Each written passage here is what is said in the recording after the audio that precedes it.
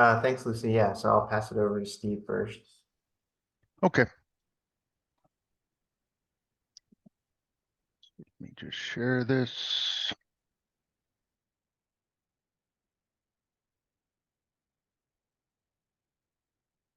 Can you see my screen? No. Let me try again. Can you see it now? Yes. Okay.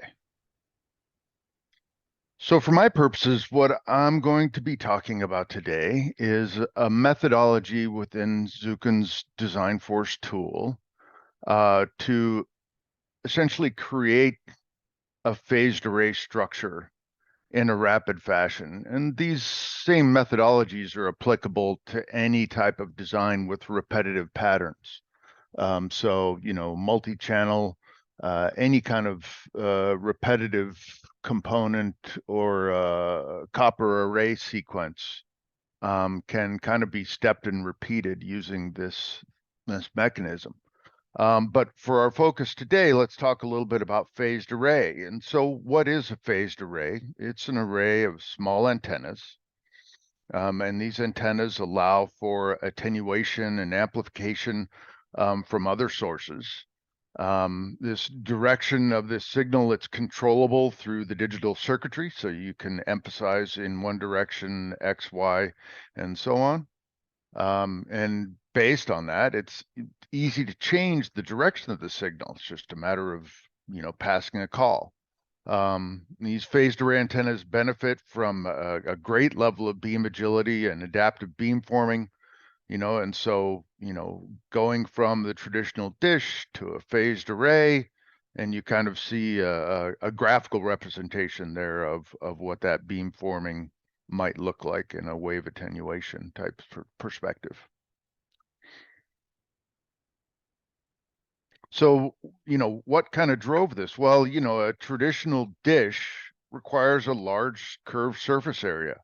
And the farther you want to reach out with it, the bigger that structure has to be. You have to physically be able to aim that focal point. And this can lead to kind of a slow response time or a large size of the dish. The mechanical requirements for this can get quite hefty as you start pushing up those structures. But this type of antenna can still be preferred in cases where directivity and high gain are crucial. You really need to reach out a long way. You're very finite signal that you're trying to track or search, that's going to be a preferred mechanism to get there. So there is still a place in the world for these, but that we see more and more phased array due to the digital control capability of it. And so the phased array design challenges, are really that it is such a repetitive pattern. It's an array of many small antenna elements. And so if I have one repetitive pattern that needs change made to it, and I have thousands of instances of this on a PCB, well, suddenly one small change can propagate quickly. You need a schematic to be able to reflect those changes. So, there has to be a synchronization that takes place there. As these arrays get large, then data size can have an impact on the design tool's response time. It can get very difficult to have an active edit capability. And design changes late in the cycle have significant impact, right? So, you may think that you're nearly done with your design, and then suddenly you've got a small RF change that needs to be made, and really can set you back. You've got to basically go back to square one. So a new methodology was needed for this. We determined through some assistance of our customer base that reuse boards was the best way forward for this. So you want to create a one-up or a reuse board or seed circuit that drives many instantiations across an array. So essentially a seed circuit ends up being a hierarchical PCB. So you can instantiate it across the hierarchy just like you would in a schematic. These seed circuits can contain components, routes, vias, RF patterns. Anything that you would see in a traditional PCB can be included in these seed circuits. And you can also use these at multiple levels of hierarchy. In other words, I could have one pattern that's a single, and then I could have another hierarchical pattern that's 30 elements, and then another level up from above that that's 120, and so on. So you can use this, basically at any level, you can say, okay, now this is a seed circuit, and pass it up the tree. These can be natively designed in Zuken, of course, or we can import them via ODB++. So if we're using another tool to orchestrate that, then we can still merge it into our tool and work from it from there. And since our tool, CR8000 Design Force is a multi-core, multi-threading based tool, the file size really hasn't had a significant impact on our work efforts here. It seems like we can handle those file sizes that phased array presents without much issue. And so, looking further into the requirements, we needed this hierarchical data structure. We need to be able to step and repeat those element boards. We need to ensure that it's a design change friendly process. We need to be capable of handling large design database, thousands of elements, and we needed bidirectional schematic compatibility. And so if you look at the graphics there, we've got a seed element on the left, we've got a step and repeat pattern being instantiated, and then kind of the master board that's reflecting all of the connectivity across that design. So we'll go into a little bit more detail. So in this sample, we essentially have an 8-layer element board. We're going to show a usage of this hierarchical board structure. There's a kind of a simple copy and rotate functions that we can use in there. We'll show updates up through the hierarchy. And then the complete array with 8,400 element boards in the example. And that looks a little bit like this. And so here we've got kind of our starting antenna element board. And so this has been created. And basically we're going to now open up a new workspace. So we're at another level here. So we've got the antenna on the right. This is our seed circuit. And on the left, we've got our workspace where we're going to start laying those down.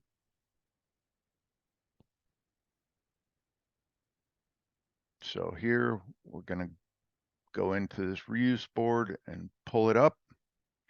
And we're going to instantiate it one time. We've got layer mapping capabilities there that allow us to map that if we want to specific layers.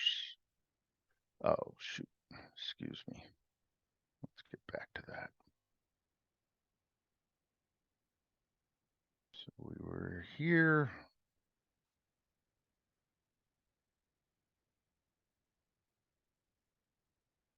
So we can map those layers if there's a discontinuities between the layers, but in this case there isn't. So now we've created basically a one-up instantiation of that.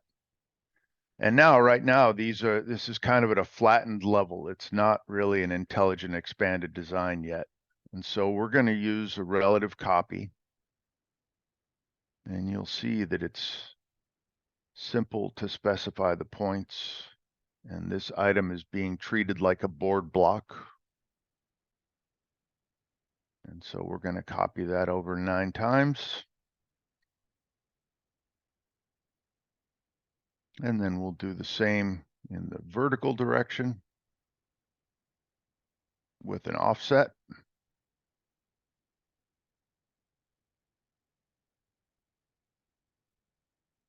And there's a 9 by 9 array.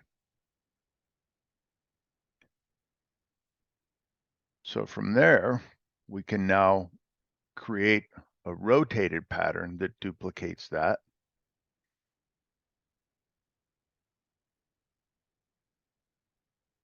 So we can specify a 3-point, specify the vector, and then we've done that and created that rotated pattern. And so now we've got several groupings of these rotated patterns here. And so from here, back in control. So we can now go in and take out the copper that's on some of these layers at the block level. So let me just explain. On the right side here, we took the plane layers out of this. So now there is just routes, vias, and components. The copper pore areas are gone. Now on the left side, these are expanded board blocks now. So this isn't in hierarchy anymore. This is intelligent data. But we can still update those board blocks because that retention of information is taking place. These elements, once they're expanded, they know where they came from. And so we can go ahead and convey updates to those through that update board block information. So now we've reflected the change from the right side onto the left side. So the one change has driven 8,400 instances of that change in about 3 seconds. So that makes for a pretty rapid response to update things across there. And now we're going to delete a trace, add in a copper pore, and reflect that back to the PCB as well. So you can see that now this agrees with this, albeit in a rotated status. But, you know, essentially we've got this seed circuit that's driving thousands of changes in a matter of seconds on the master design. And so that's it. It's a pretty straightforward concept. It's a one-to-many relationship that is simply authored within the tool set. And wrapped around that is this concept of block recollection. You know, the seed circuits are phantom elements until they're expanded. Once they're expanded, then they're intelligent data. You know, those seed circuits, once they're expanded, can contain essentially anything that a PCB can contain. They retain that knowledge of their origin, so it's quick to update them. And so you can do this one-to-many relationship very rapidly. For other specialized functions, you know, as you can imagine, when you have 84 instances of the same circuit, reference designations and things like that can become challenging. Well, we have this concept of a block ID assignment. So in order to ensure that there's a logical reference that lets people know where on a board a problem is or where on a board a component exists, we need to have these block level assignments. And so with this block ID tool, what it basically allows you to do is to reorder all the ref deses of each block individually so that a block would have R1, R2, C2, and U1 all together. But I can prefix that or postfix that with this underscore BLK. So I can have R1 underscore block 1, R1 underscore block 8,400, and so on. So this enables kind of an intelligent assignment to take place. And then that information can be sent back to the schematic to update the schematic so that both elements of our design canvas are in sync. And so what does that look like? Well, I can have a hierarchical block at the schematic level that represents my seed circuit. And that seed circuit can be instantiated via this hierarchy thousands of times, hundreds of times per page. And so I can have this signal definition drive all those instances. And when I back annotate that assignment information, it updates those equivalent pieces at the schematic level. And so you end up with a logically intelligent front to back design that is fully coupled up. And it's quickly, a quick process to create, modify, update this. Flexibility was kind of the key driver that we really wanted to build into this functionality because, our customers were getting killed on the back end with changes. As they would have to make changes, it would set their cycle time back drastically. So, that's kind of the origin point of this type of functionality. So, it's kind of a quick demonstration, a quick talk through, but that's because it's a pretty simple process now that it's implemented. It's a methodology to rapidly propagate seed circuits into an intelligent PCB. What I didn't highlight in the presentation is that any level of that hierarchy, whether it's the one-up seed circuit or whether it's the 8400 unit element, we have third-party simulation capabilities that we can export this to ANSYS or Keysight companies like that. We have some built-in SI/PI capabilities that can be used across this as well at any level, again, in the structure. So, you've got the flexibility to simulate nodes or entire structures. Like I've mentioned several times, this hierarchical structure enables you to drive a single instance change and propagate it quickly out across multiple thousands of objects. And the intelligent assignment is really necessary not only to ensure that you have a correct by design structure, but for field servicing, for manufacturing clarity. There are many phases in the life cycle of these types of objects where you're going to need to have accurate representation. And of course, cross-probing with the schematic, things like that is all fully enabled. So if there's at any point in time, any differentiator, let's say I have 30 block elements that suddenly need a slightly different component, I can do that at the schematic level and push that forward. And that was it. That was all I had for today. I hope that was of interest. Do you want to take questions now, or do you want to move on to the next section? What's your preference, Amit? Can we try to do a quick poll? Okay, please. Yes, and if people have questions specifically on the Zuken and what Steve has presented, please go ahead and ask those questions.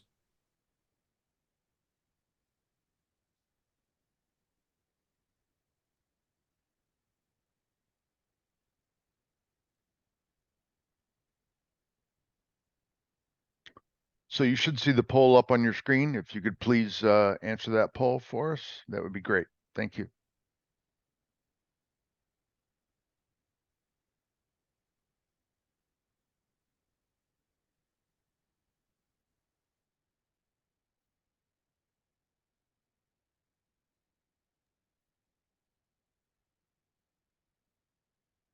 Okay, over to you, Amit.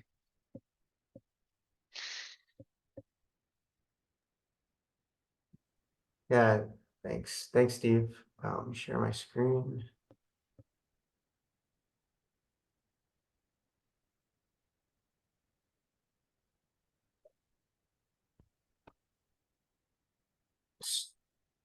So just to kind of touch back on the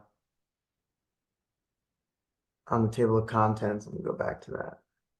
So we're gonna be talking about, I'm gonna be talking from points 4 down, including DFM, which is near and dear to my heart. Okay, so let's see. In terms of antenna geometry, you want to really look at, what is going to cause your impedance mismatches. So antenna design is the feed line, width. So antenna's characteristic impedance will vary if the width deviates from the specified deviations. And so this really comes down to how are you building your circuit board? What kind of variations are you going to have and tolerances are you going to have, which I can touch on a little bit later as well. But basically, any variation is going to cause some issues. And the more reliable your PCB manufacturer is in their imaging etching process, the more control they have over that process, then the better performance you'll get from lot to lot of your PCBs.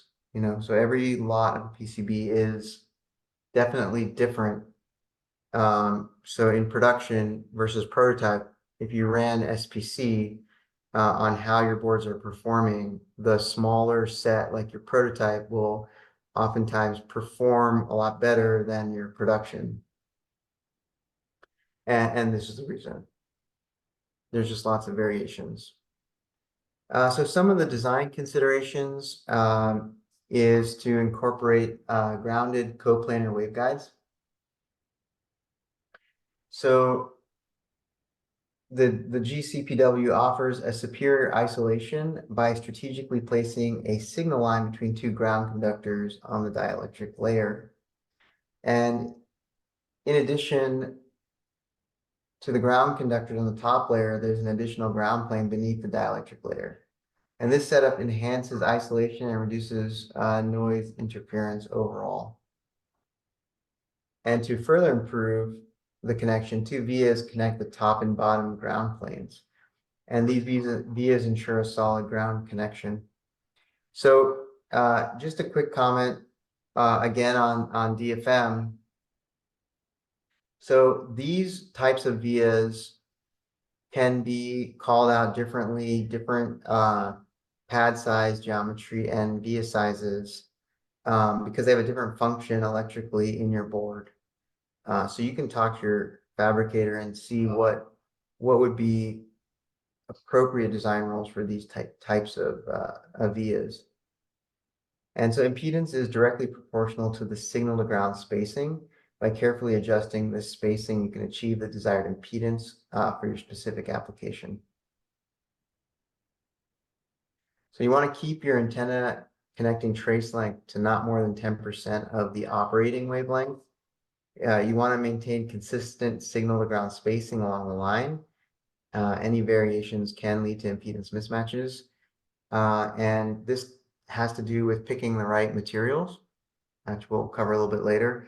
And the dielectric thickness should be twice the conductive strip width. The ratio helps achieve the desired impedance and ensures stable performance across the different frequencies.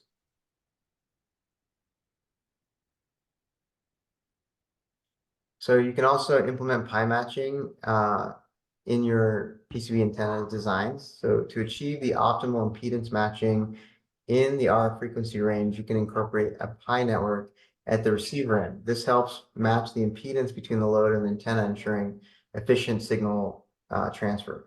The pi network is named that because of the shape, which resembles the Greek letter pi. It's essentially formed by combining two L networks. A typical pi matching circuit consists of three components: inductors, capacitors. These components are arranged to create the desired impedance match for a single band antenna. A multiple band antenna may require additional components to achieve the impedance matching across various frequency bands for effective signal transmission. So when working with the shunt components, leave them unloaded to ensure the consistent impedance and prevent reflections.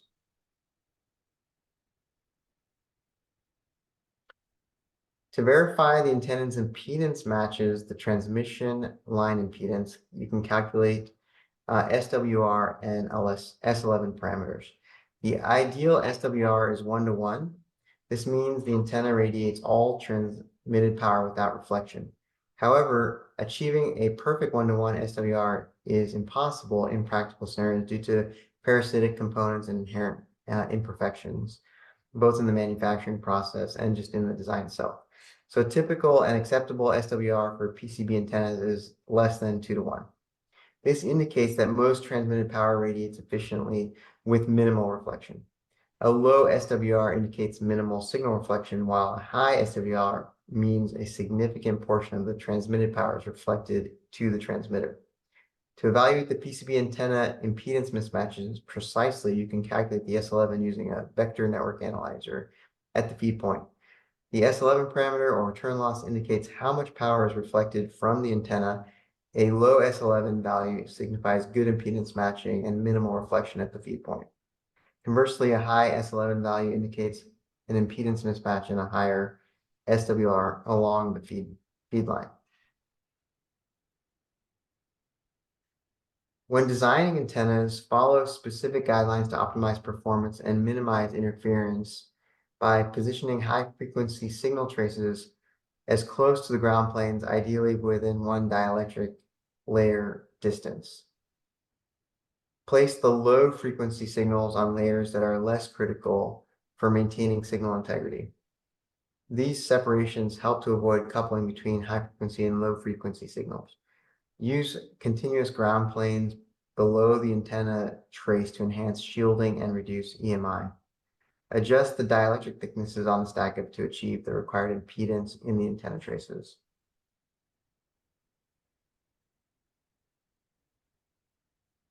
So a non-uniform material decay hinders antenna efficiency.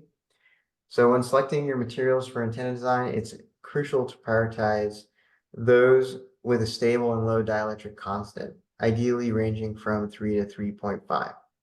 So offer materials with low loss tangent, typically between 0.022 and 0.0095, and this will help maintain your signal integrity.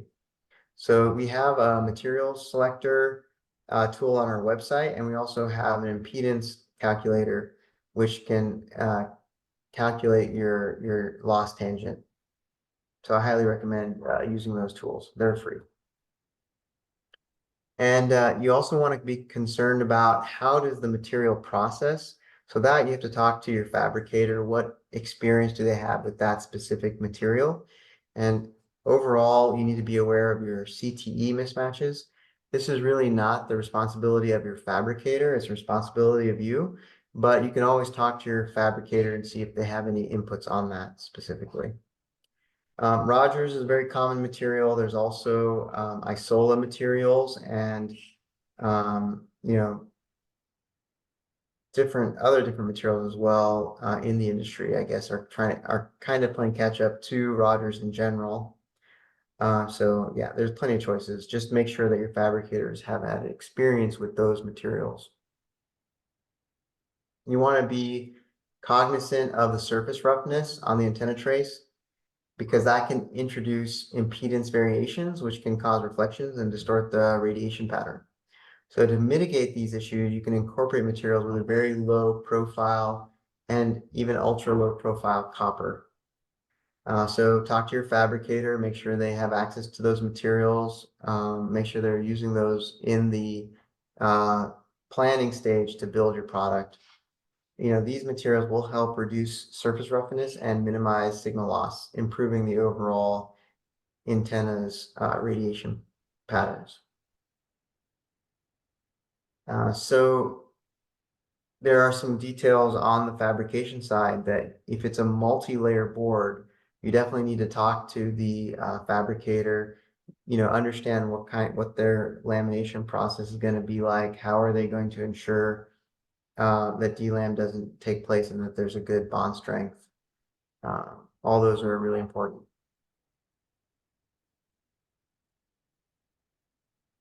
So sometimes space constraints can be a challenge in accommodating a full size antenna.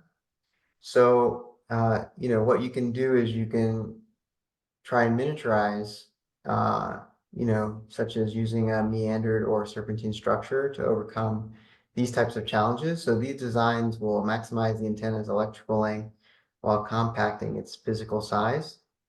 And then also we're experimenting, with much more accurate trace geometries, not using etching anymore, but creating the trace channels with laser.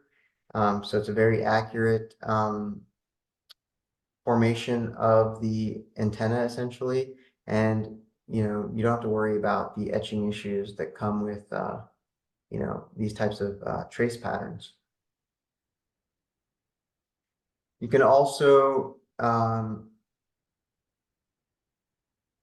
you know, talk to us about that technology if it's something that could be interesting to you. So we want to address as well the thermal issues. This is always a concern. So having more copper helps, of course. Having less dielectric thicknesses between the copper also helps.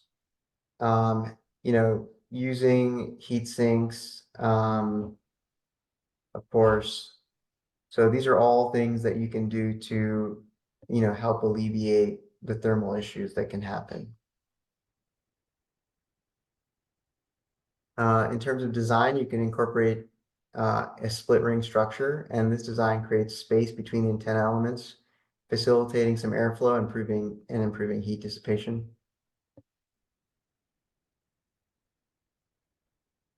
So those are some design considerations to help you design, you know, your RF and antenna boards. Now, in terms of like additional DFM rules, you know, it's always important to understand, you know, what is your fabricator's, you know, basic rules and capabilities.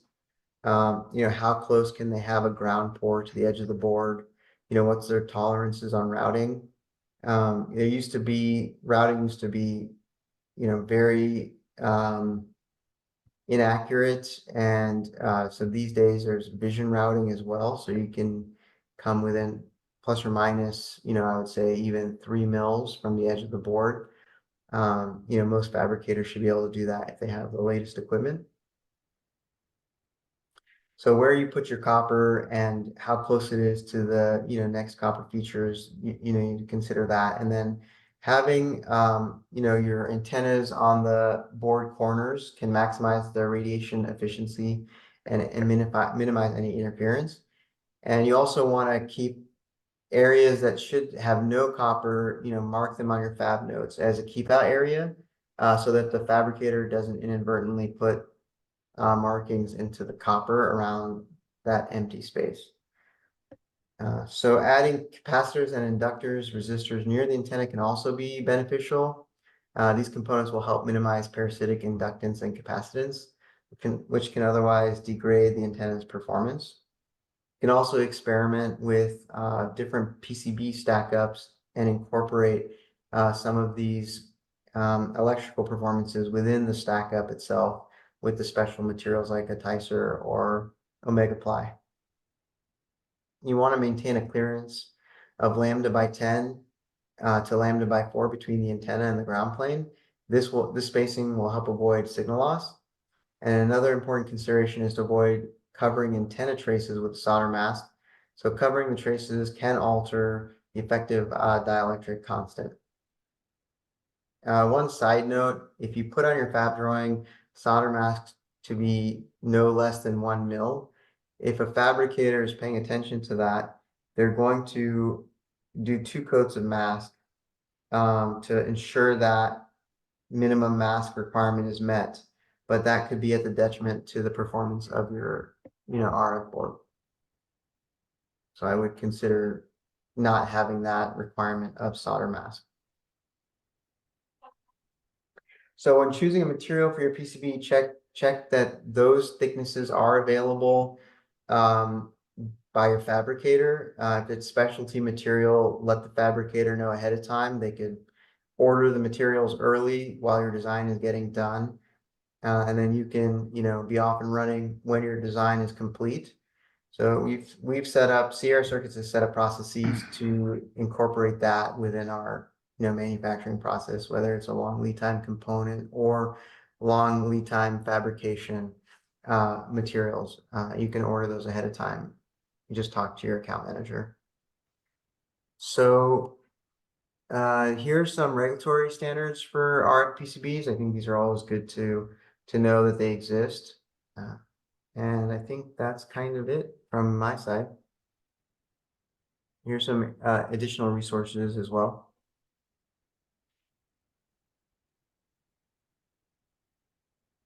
So thank you, everyone.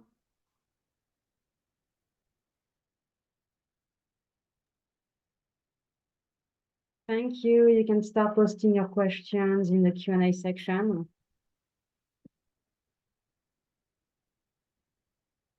And if anyone has questions on double E, EMC, anything kind of advanced, I just want to share that we have Daniel Beaker with us. So Dan can answer a couple of questions.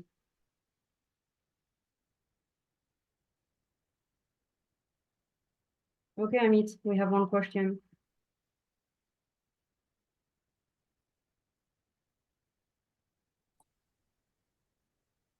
Hello, everybody. I'm here. I see a question in there, Lucy. Yes. You want to answer? Or Steve, do you want to take this Coplanar one? waveguide, I don't think there's any real place you can use coplanar waveguides for RF for low frequency signals where you don't require controlled impedance. Then I usually use the standard, whatever the minimum trace spacing that I can get from the fabricator. And my rule for vias is that the vias are always the smallest diameter that works for the aspect ratio required for good plating. There's no reason to have a large via for anything unless you're going to put something in the hole, or if you're trying to create a large opening in the copper structure to obstruct the transmission of heat. But small vias, as close as you're allowed to put together, is your best bet for any type of vertical transition line design. Does that make sense, Philip?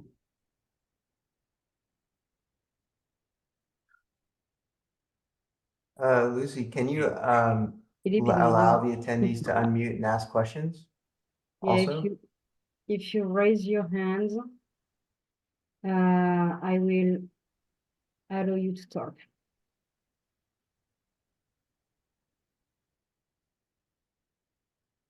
there's some more questions.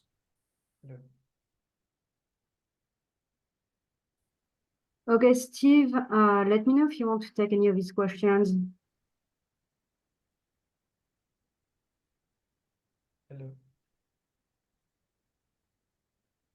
Yeah, these are fabrication questions, would be out of my domain.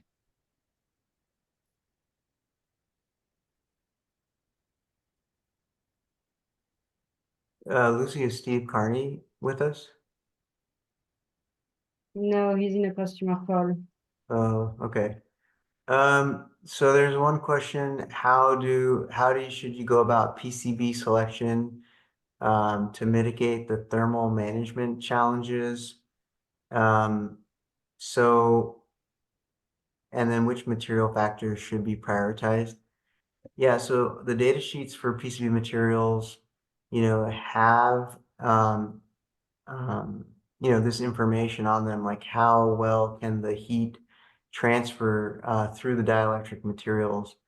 And my comment was just to, the less dielectric thickness you have, the better thermal dissipation you can have as well. So it's both of those considerations when selecting the right PCB materials. Yeah, you want to get the heat to the copper in the ground plane as soon as you can.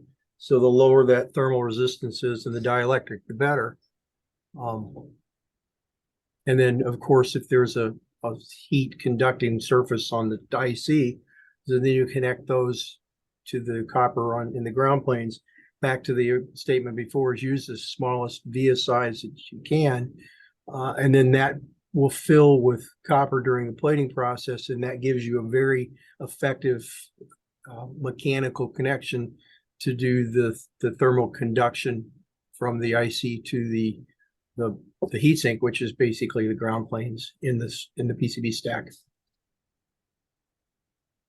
Yeah, and I've also seen customers, apply a heatsink, but also a copper coin type of a process, and also having a metal core within the center of the stack up as well. So I've seen all those used for heat dissipation. Yeah, it just depends on how much heat you're trying to dissipate. Is it 40 watts or 4? And then Yeah. one thing that I'm not a big modeling fan, but the thermal modeling tools are pretty accurate. So you just look through the data sheets and get all the various thermal resistances, and then those equations are pretty simple. And you can pretty much calculate how much energy you can go. Typically for the ICs, there's going to be a die to case or even a die to ambient number, and then you can start adding the other pieces of the puzzle to see what you need to dissipate that heat and to keep that die temperature where it needs to be. Yeah, thanks for that. There's a question, what simulation and testing methods will be used to validate the antenna design? Do you want to take that one? I think there are some pretty good tools for pure RF. They fall apart in the digital domain, but I think just about any of the commercial tools, when you have a small frequency band and a known, well-designed circuit board, then you can get some idea of the behaviors. But mostly it's back to what was talked about earlier. You use a VNA to see exactly what your results are. I'm in the process of working on some Wi-Fi transceiver board designs, and we're trying to measure the effectiveness or the behavior in the PCB layout that we've created for these devices. Okay, great. And then there's a question about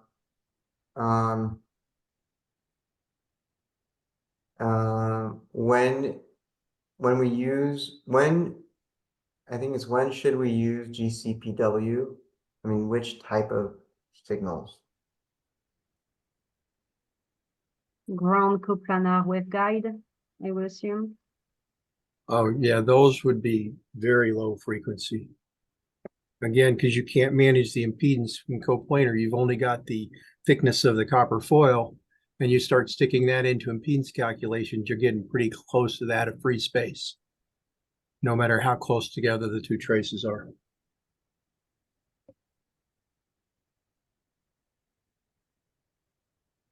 Yeah, I mean, it allows Interplanar waveguides are where you can manage both power and controlled impedance. Yeah, I think anytime you can have more copper shielding or shielding in general, I think all that's good. Let's see.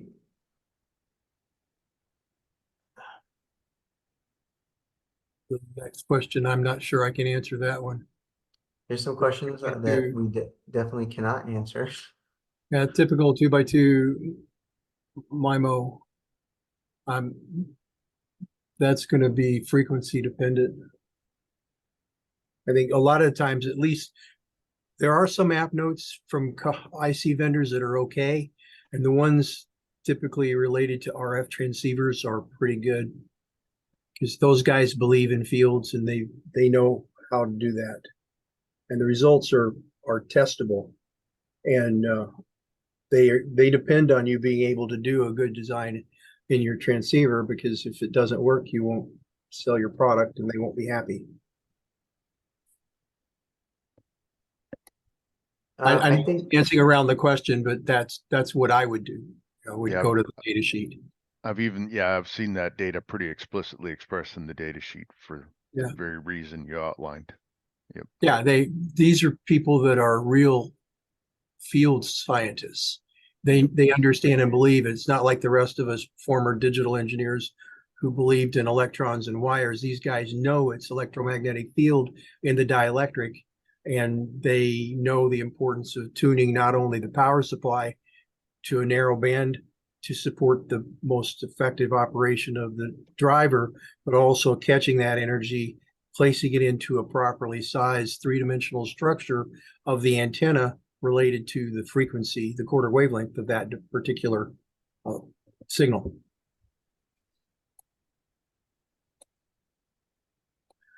What else do we have here? There's a Sierra materialist question. That's for you, Amit. Sure, yeah. So we do support a lot of variety of materials. So the ones mentioned, Rogers 4000 series or 5000 series or 6000 series, Panasonic Megtrons 6 and 7s, yes. AGC Meteor Wave. So basically we support all of these and more. But still, if you're going to pick something that, is a specialty material, always, talk to us ahead of time or put a CST on our website and then we'll get back to you on that. But yes, thanks for asking. And another good question on copper roughness. Yeah, that's kind of the dance you have to play if you really are at such a high frequency. And let me guarantee that that's a lot higher than most people think, that the roughness is going to have a significant impact on the signal integrity or effective power out. Then, it becomes an issue. The rough surface is what keeps the copper sticking to the dielectric, and it becomes quite a challenge if you're going too smooth. There was some discussion about the impact. When you look at the changes in the surface structure, deviations from totally flat, what happens is that total length of that conductor increases because it goes over hills and valleys. It's not a straight line anymore. And that will go the same for both pieces of copper. What those changes in distance between the two surfaces, those are the impedance discontinuities that are going to be created. For those small discontinuities to be an issue, they need to be at a quarter wavelength of the switching speed of the driver, whatever you're using. And for anything you're using in FR4, there's not going to be a frequency high enough that makes a difference. Even into the high performance materials, the Teflon, the Rogers, those dielectrics are still not going to be allowing you to operate at frequencies where you're really going to see a significant impact on the signal as it travels through that dielectric, and the variations in the geometry which effectively change the impedance of that transmission line, because they're all going to be lumped. There will be reflections, but they will never affect the final delivery of energy to the antenna structure. That's just how the fields behave.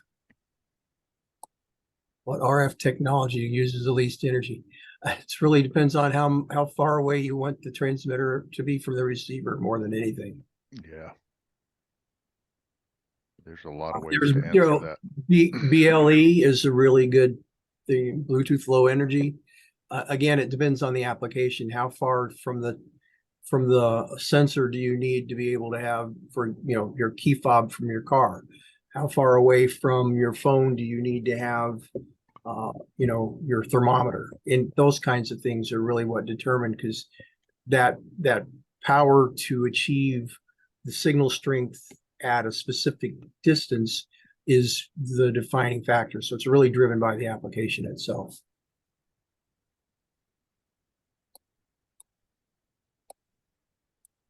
Are there any other questions in here? Oh, here's why some came up. No, I think that was really good, Dan. This Thank is- you. You're welcome. This is from it now.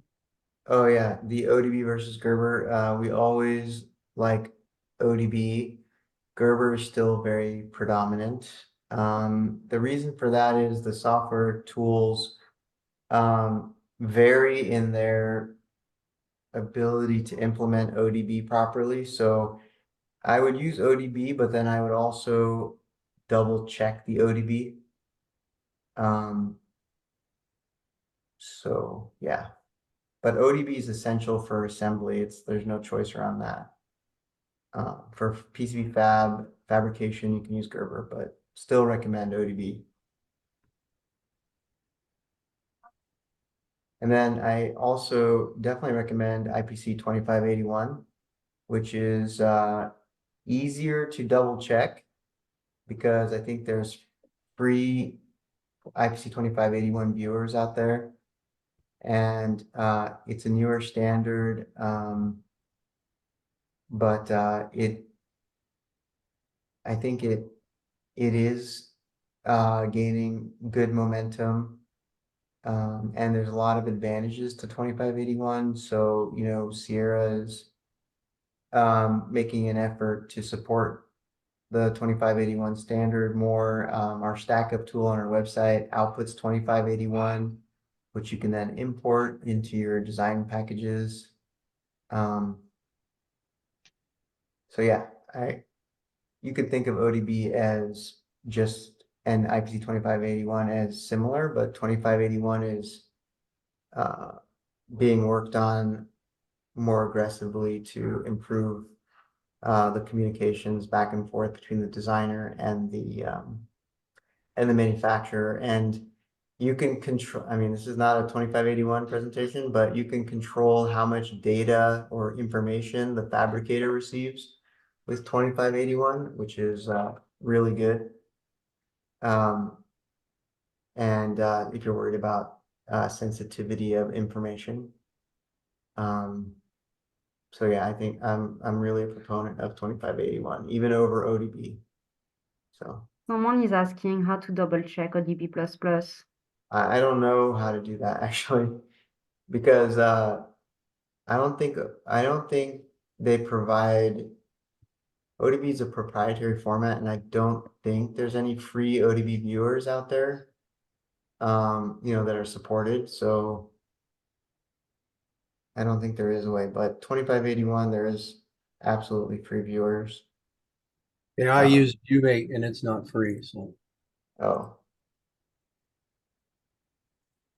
We have two more questions. I'm not sure if you can see them, Dan, because you joined late, but these are from Faraz. Faraz is asking, as a PCB designer, how can we check that the CTE mismatch is correct?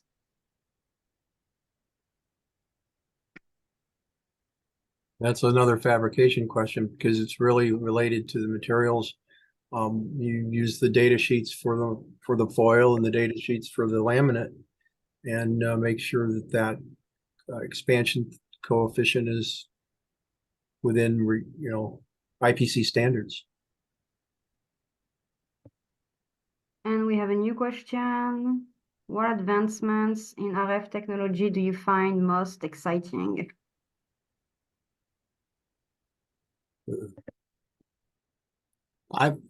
I'm looking at the new integrated radar transceiver micros lately. Those are pretty crazy, where you have the physical interface and the processing engine all in a single chip. Those are pretty exciting. I think the use of low power,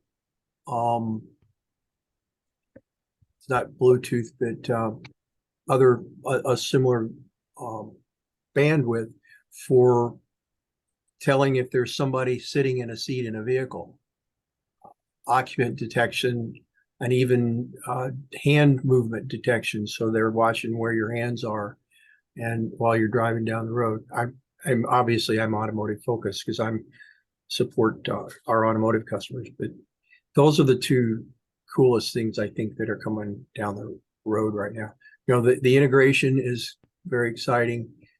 We've got the new bands coming up, the higher frequencies, but those all bring the challenges of being able to be compliant, because you're dealing with more power, more fast edges, and you got receivers that are more sensitive, so you got to be able to keep them from being overwhelmed by unwanted signals, and whether they come from your system or from a nearby system.